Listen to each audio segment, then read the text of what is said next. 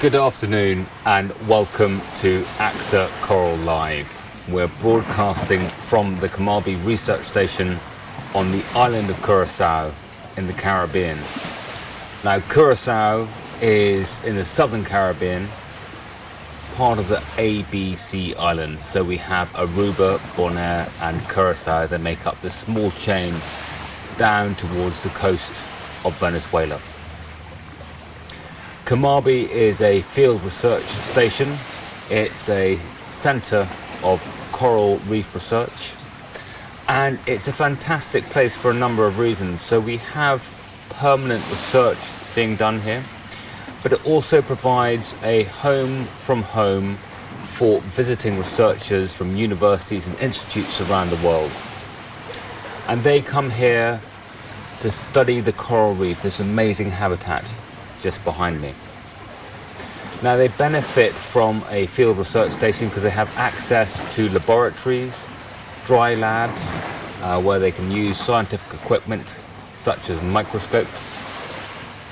And they also have access to wet labs where they're able to create mini oceans in aquaria and use those to isolate certain processes that happen on the reef and study those in more depth. Now, Kamabi is a field research station, and we've talked about the research element, but now let's talk about the field element. And the field is a science name we give to the great outdoors. So just 50 meters offshore, we have the amazing reef. And to access that, what's possible is for scientists to be working here. They need to go and get a sample, they've planned their research project, and then they can just go down the beach using scuba gear, or perhaps if they want to go a bit deeper on the reef, they can start to use rebreather gear and get into the technical diving side of scientific research. But Kamabi is here because of its access and its proximity to the reef. There's brain corals growing on the jetty that we're based on, a wonderful grove of elkhorn round the corner, and the reef itself just 50 meters offshore. So it's a very special place, Kamabi, full of passionate scientists and next to this unique and wonderful ecosystem. Now, today's live lesson, is a streamlined sharks investigation. And it's part of a theme today where we're looking at adaptation, both to current and historic conditions, but also looking into the future. How are corals adapted and might they cope to future conditions in terms of ocean temperature and ocean acidification? We had a wonderful session just before this one with Renee, who was explaining how climate change might affect the reef. But we're going to get on to our live investigation, and just to welcome you, all those classes who are watching. And it's great to have students and classes from the USA, Colombia, Bermuda, Canada, Croatia and the UK. Welcome all of you, and some special shout outs to give. We have a big hello to Isaac and Evie in Irby at home on the world. Fantastic to have you with us. Hi Isaac and Evie. We have INEM school, they're ready to learn with Jamie and the crew. So the crew, Ellie as well, and we've got Kristen coming to the next session as well. Great to have you with us. A big hello from Lyman Elementary School, calling in from the US. Hi all the students at Lyman, great to have you with us. And also wonderful to have Victor Scott Primary in Bermuda as part of this live investigation. Hello to all the students there. Last but not least, we have a shout out to Morgan Elementary, who are watching from Surrey, Canada. Great to have you all with us. We're going to be doing a live investigation today, and then there's time for Q&A afterwards. And we're going to be talking about sharks and shark shapes. So we'll get on to that in a little bit. But it's really thinking today about how different animals are suited to living in different parts of the ocean or behaving in different ways in different parts of the ocean. I'm going to just show you what you need for this live investigation. Then we've got a little quiz for you, and then we'll come on to doing it all together. Don't forget to put any ideas or other questions you might have onto the YouTube live chat. So without further ado, what you will need for this live investigation is you'll need some modelling clay, plasticine, blue tack type stuff. If you're using Play-Doh, be warned it gets hideously slimy after a while in the water. So that will just turn into a colourful goo after a while. I have made that mistake myself, so I'm talking from experience here. You will also need one of these, and that is a mini ocean, i.e. a big see-through plastic or glass container filled with water. It doesn't have to be water from the ocean, can be any water. If you'd like to decorate it, as I have here, with a bit of coral rubble from the beach or anything else you have in the classroom, then that is great. So we'll do that live investigation in just a minute, but for now, here are 2 key words. See if you can work out what they are.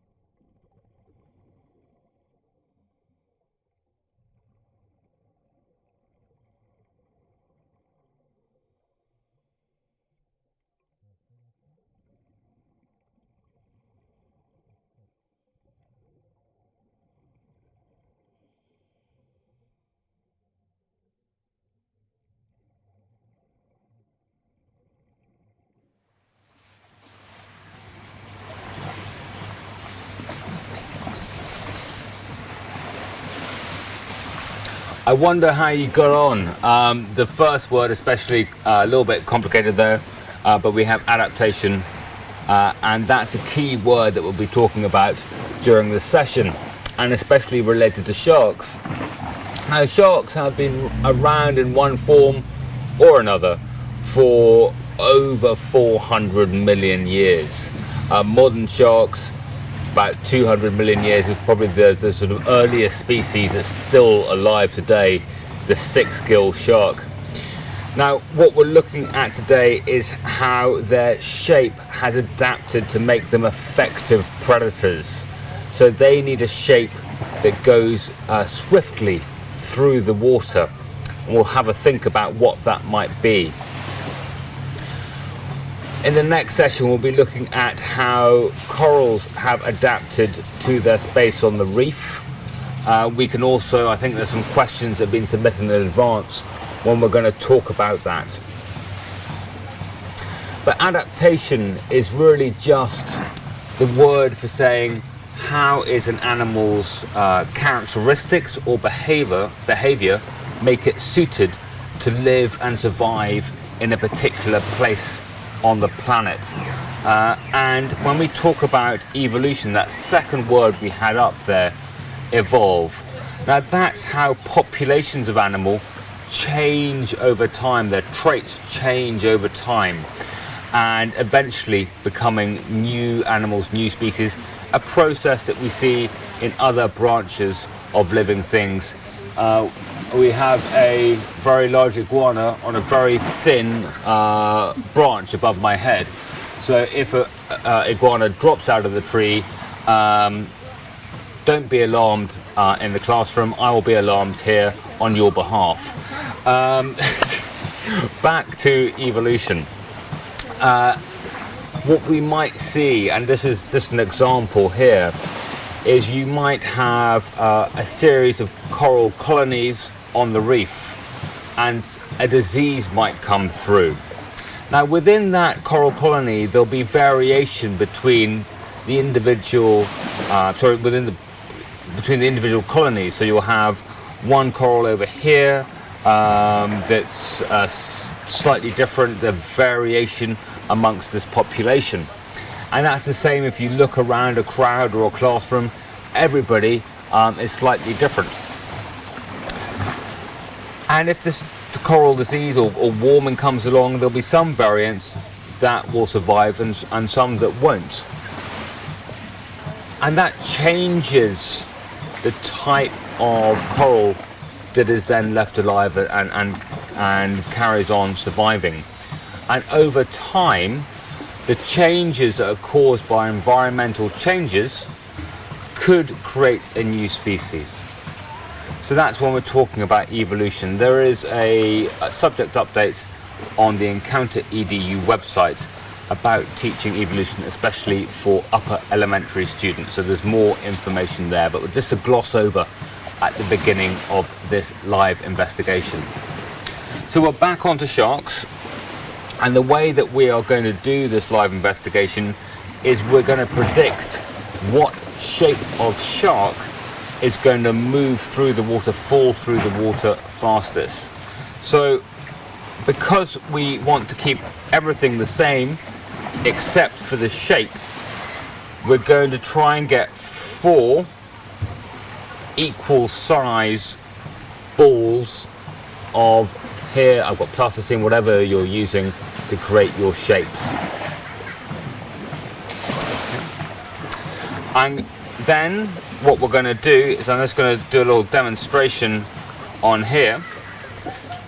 We're going to drop them all from the same height. So we're not going to drop them from high above. We're going to hold them just touching the surface of the water and then let go. And that means that what we're testing isn't how high we drop something, isn't the size of what we're dropping, but it's the shape of what we're dropping and how fast that moves through the water. I'm just going to rescue this one from down here so it doesn't get confused with the other ones. So we need to choose 4 shapes of shark. I think first of all there is definitely a pancake type shark somewhere in the world. And so I'm just going to make a pancake shape here. So I reckon this pancake shape shark is going to be from the island of Palau. So that's my first one. What other shapes of shark could we have? We could have a square shark, a cube shark, and the cube shark is going to, why don't we have the cube shark from here? We're going to have a cube shark from Curacao. And the shape of most sharks is actually a torpedo shape. So we can also make a torpedo shape of shark, give it a sharky-esque tail, and a sharky-esque dorsal fin. I don't think I'm going to win any art prizes, but I reckon we'll be able to see from the shape whether that's a streamlined shape or not. I've got pancake, I've got Curacao, I've got the torpedo shark of Trinidad. There we go, a bit more like that. What's going to be the last shape, Ellie? A pyramid. A triangle. A triangle shark? Yeah. Where's this triangle shark going to come from? Tobago. Tobago? So we've got, okay, so we've got the Trinidad shark from the torpedo shark from Trinidad, and then the triangle shark from Tobago. Yeah, they're distant cousins. Distant cousins, somewhere on the evolutionary chain. What, like that? Like a triangle shark? Yep. Perfect. Okay, so I wonder what shapes you've chosen back in the classroom. We're going to start testing our ones out now. And and we're going to go first with the pancake shark for Palau. Eddie, I haven't got quite enough hands. Are you okay doing some timing? You can count me in. So we're going to start off with the pancake shark. Is it going to be the fastest? Is it going to be the slowest? What do we predict? What do we think? And why do flat shapes like this fall fast through the water?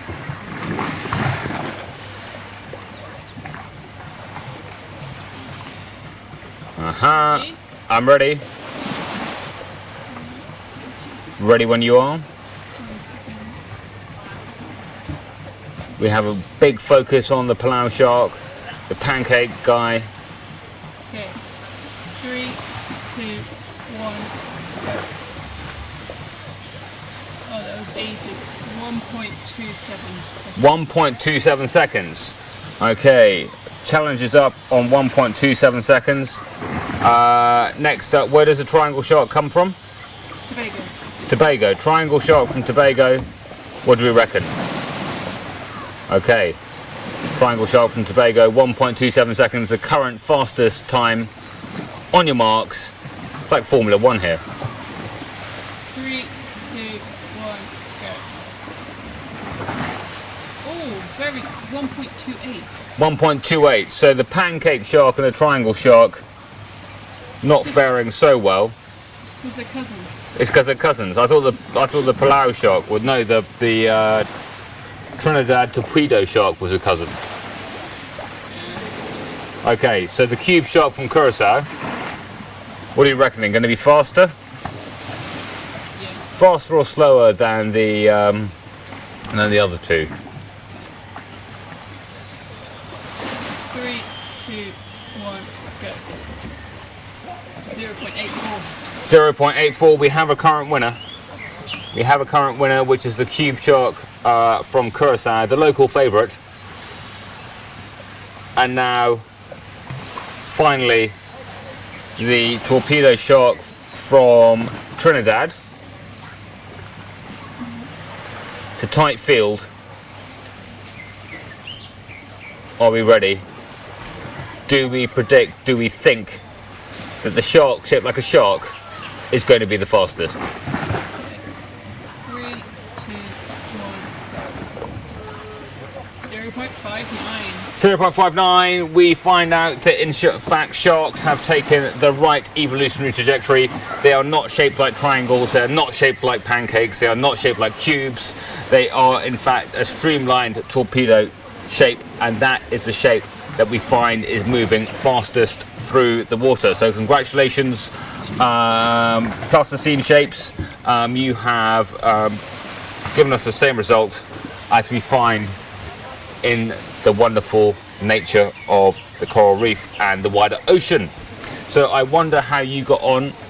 I wonder what shapes you've chosen. Maybe you'll have a little competition later in the lesson or in the next lesson, see what shapes work best. You may find that you want to then refine the different shapes of the shark, so get down to a sort of a cylinder, or one that's a bit more pointed at each end, one that's blunt at each end. What are the shapes that work? The taller the tube or container you have, the easier it is to measure the difference, because you've got a bit more time there to see what the fine bits are. Otherwise you're just testing your sort of button speed on your mobile phone timer or on a stopwatch. Brilliant. So what we've really looked here at is how different shapes are suited for different things. Now, a shark needs to get through the water to get after its prey at high speeds, and so it has adapted to have this wonderful shape. We see this shape also with a lot of fish, and it's really both for speed and also to really sort of lessen the effort to move through water. So you don't want to have a massive effort to get through the water, but that nice shape there, making it easy to slip through the waters here and across the oceans. We're going to now move on to the Q&A section of this live lesson and see who we've got.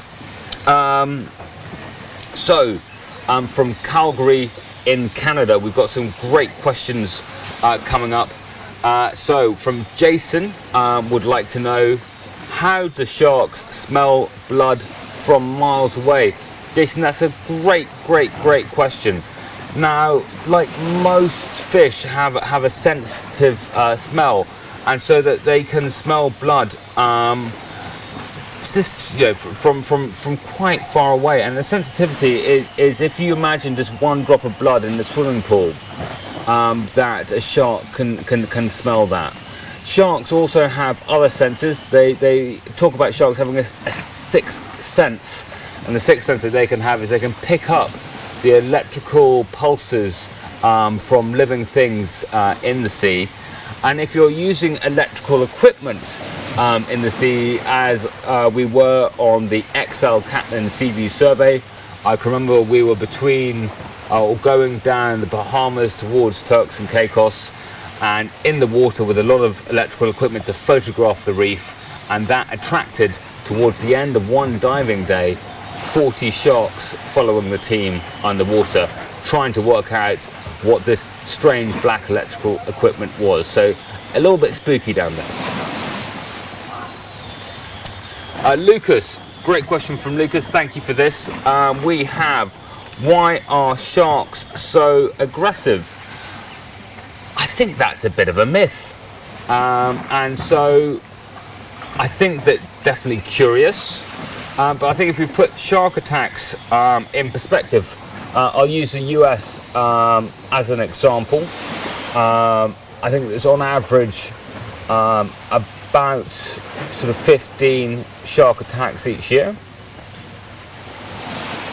One every other year is sadly fatal. But to put that in what are dangerous animals? Dangerous animals, we have hippos causing quite a few deaths across the world every year. We have cows, I think, responsible for 20 odd deaths a year. Lightning strikes, just around sort of 35-40 deaths in the US alone a year. So let's put this in perspective. And it's not, this may not be purposeful. So what we have is that, the great white shark likes eating seals, and especially will go over a seal in distress, so splashing around. What does a surfer look like if they're wildly paddling in the water from underneath? And it may be opportunistic, it may be a case of mistaken, but when we're not on the menu, we're not in the water enough for sharks to have learnt that we could be on the menu. And so I think sharks get a really bad rap. I blame the unknown. We're afraid of what we don't know. And I used to have a little bit of blame on Steven Spielberg and Jaws. I think if he called it Cows, it probably might not have sold so well and done so well and be such a famous film, but that's a whole nother story. We can come to that. And I also think that, because of that sort of one-sided or distorted view of the aggressiveness of sharks, we also don't sort of think about how many shark species are endangered, and between about a quarter to a third of all shark species are endangered, with an estimated 100 million sharks killed each year. So I think we should sort of swap it round a little bit and think about why sharks might be afraid of us. And this is from Sophie. Do sharks eat humans? They have done. Sharks have eaten humans, but again, it's mainly an opportunistic attack, and quite often trying to find out what this weird thing in their environment is, and having a nibble and using the sense organs through its mouth, and just getting a bit of a sense of what's going on. So they have done, but we're not on the menu. Michael, hi Michael, would like to know, what does shark skin feel like? Well, if you look under a microscope. If you can find online, then we can link to any microscope imagery of shark skin. You'll see that it's sort of like little teeth laid down row after row. Well, certainly, some types are. And so if you rub your hand one way, it feels quite smooth. If you rub it the other way, it feels like sandpaper. And shark skin has been used by people over the years. There's a popularity for it in the past for wrapping around the handles, the hilts of swords to make them grippier. Still, you can get a saddle or parts of the saddle made out of shark skin, real shark skin, to prevent you slipping off. Fortunately, the sort of substitutes being used as well. So that those properties of the shark skin to help it move through the water also have been used by humans over the centuries. So we have INEM, Santiago Perez. Great to have you with us. Some great questions here. Can water properties affect coral reefs? Certainly, and I'll take two properties of water. I think probably you're thinking not necessarily about warming, but maybe about some other properties. We'll take a property called turbidity, and there's a new word for everyone, turbidity, which is the science word, for cloudiness. And because coral reefs rely on there being sunlight to come and help sugars be created by the algae inside the coral tissue, if you get cloudy waters through coastal development or other pieces, it may be that the corals receive less light and therefore less energy. Another example of water properties affecting the reef and coral would be more sewage or fertilizer getting into the water. And if that happens, what can happen is that there's a very fine balance between coral and algae. There's very few nutrients in this water. That's why it's so wonderful and clear. And if you put more nutrients in there, because fertilizer gets run off, it gives the algae, the sort of mushy algae, the sort of tufty algae, a bit more of a boost in that competition for space. So those are just a couple of ways in which properties of the water can affect coral, and we did a lot on the pH and temperature of the water in the previous session. We have are microplastics affecting coral reefs? A great question.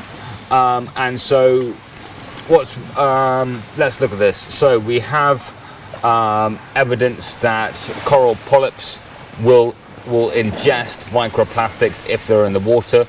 It may also go bleh. We don't like that very much because they're not a natural food. So it's that they are known to eject, I think it's a polite way of putting it, objects that they don't like to eat. There is also some evidence starting of the role that plastics, both micro and macroplastics, can play in the transport of disease from various places. So how can that happen? So how can disease be transported more effectively on ocean currents by plastics? And then looking at macroplastics, there's also evidence of macroplastics lacerating coral, which may make it more susceptible to disease, and also smothering coral, so preventing light or food getting to the coral underneath. Next question is, how can we protect the reefs in a city that has no access to the ocean? Really lovely question. And so one of the things you can think about is that many of the things that you would do to protect your local environment would also benefit the reef. So if we looked at our carbon emissions, and that would benefit the local environment, that will also benefit the reef. If we looked at how we dealt with our water consumption and wastewater, that would also help the reef and our local environment. If we looked at what we consumed and looked at the amount of waste we produced and look at reducing that, that would help the reef and again our local environment. And the same goes for various areas of our life, but two that are quite easy to start on. First of all is transport, how you get around. and the second is how you eat and how you consume. So have a look at those two first off, and see if you can find ways in which you can make more sustainable choices that will benefit not only your local environment, but knock on to that will be the health of the coral ecosystems around the world. And if you get super interested, you can also donate to a variety of coral conservation organizations, and you can also volunteer perhaps 1 year. Are sharks at risk in Curacao? It's really difficult. I mean, so I laugh, but it's a really sad situation. And are sharks at risk? The flippant answer is there aren't enough sharks anymore to be at risk. There's been massive overfishing in the Caribbean. We've had 90% of all large fish, large predatory fish, gone in the Caribbean. And so are they at risk? Certainly they're at risk. And if you look at the IUCN, many local species at risk, and certainly those numbers have just plummeted. We've had people here who've been coming here for years and years who research in the water on a near daily basis, who have never seen a shark. So it really brings home when you think, you get into the ocean, you see sharks, they're becoming rarer and rarer. And question from INEM, which is, what languages do you speak in the research station? The languages or the nationalities we've had on the Coral Live lesson so far. We had the first day we had Valerie, who's from Canada, Quebecois. And then we had Lucas, who's from Germany. Then on Tuesday we had Mark, who's from the Netherlands, and we had Meggie from the UK, Sarah from Italy. We also had we had Ben from Germany, Jasper from the Netherlands, and Dora from Aruba. Brilliant. Then we have Wednesday, we had this is really making us think about what happened this week. We had really great sessions, and it's all blended into one. But I mean, just to go to show that there are huge numbers of different nationalities here, languages. Papamento, that Renee speaks, who was on just before. Pim, we had from the Netherlands, based in the US. Yesterday we had Kristen, who's American, and we so lots and lots. Stop rambling, get on with the next question. Note to self. We're now going to Dallas, Texas. Are there any square cube ocean animals? And that's from Kimberly. You're awesome, Kimberly. I love that. So we're looking more at the boxfish. Is probably the cubiest, squarest animal I can think of. Can you think of any squarer? There may be some rays, which kind of, if you rotate them a little bit, will be squarer. But for cubie, I'm going for the boxfish. Are there many mammals underwater? And that's from Charlie. There's stacks of mammals in the sea. So let's go for some sea mammals. Okay, we've got whales. Okay, so here's how many whale species can we get up? We've got dolphins, we've got porpoises, we've got manatees, we've got dugongs, we've got seals, we've got otters. Have I missed any sort of major type of marine mammal? Please remind me if I have, but there's huge amounts of marine mammals. They're very, very special. On Arctic Live, we get closer to whales, so we had beluga, blue whale, and a minke this year.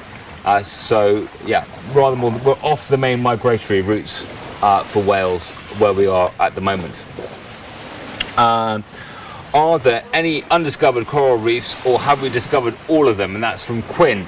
Quinn, that's a really, really great question. So it is easier to see shallow coral reefs using aerial photography, so we can spot them more. But what we're discovering is that reefs go further down than we thought, And so yes, using new technologies, we are discovering more and more reef at different depths. That's both using technical diving down to sort of 100 meters or so, the use of ROVs to discover coral down to 6,000 meters deep in the ocean, and also using submersibles as well to do really fantastic work, such as the Necton first descent expedition in the Seychelles this year. Brandon, which sharks are most common in Curacao? I mean, the only one that has been seen this week by anybody working here has been a Caribbean reef shark. They are rarer and rarer. You might find a nurse shark, a hammerhead, very occasionally a whale shark cruise past. The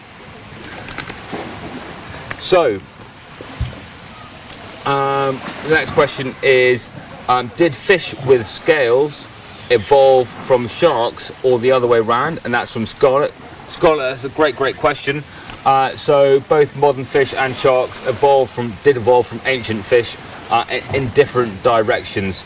We have sharks and rays, cartilaginous fish, so they are different from bony fish. They're slightly different insofar they don't have proper bones. They have cartilage only, which helps them get through the water with less effort and at higher speeds.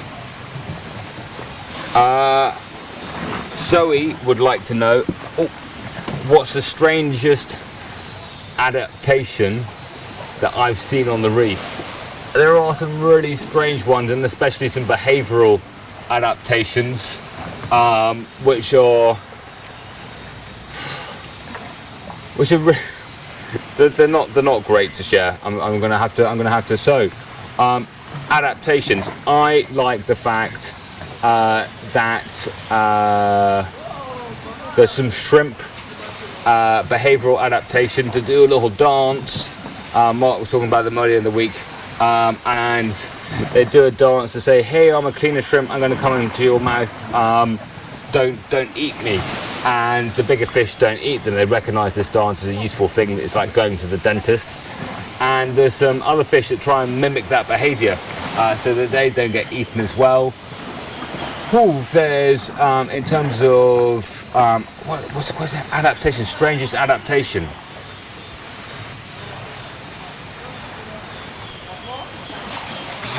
I'm just going to go for. I love the fact that you get something like the Triton's trumpet, which looks like a really innocuous snail.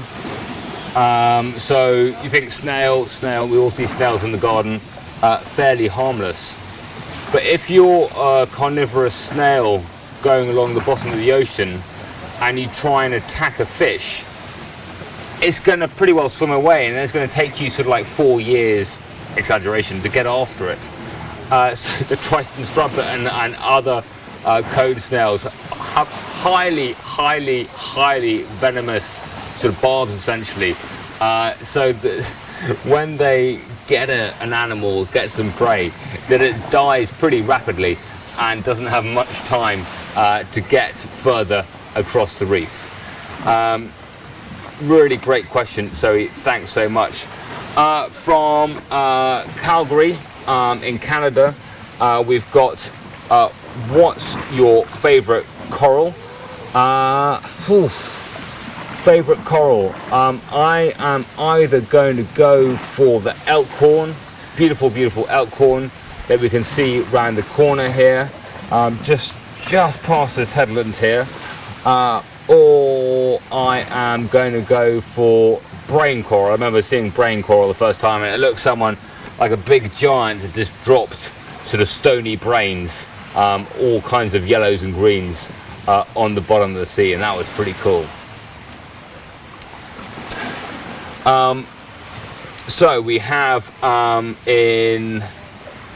we have Dale from Calgary, who would like to know, why do sharks have fins?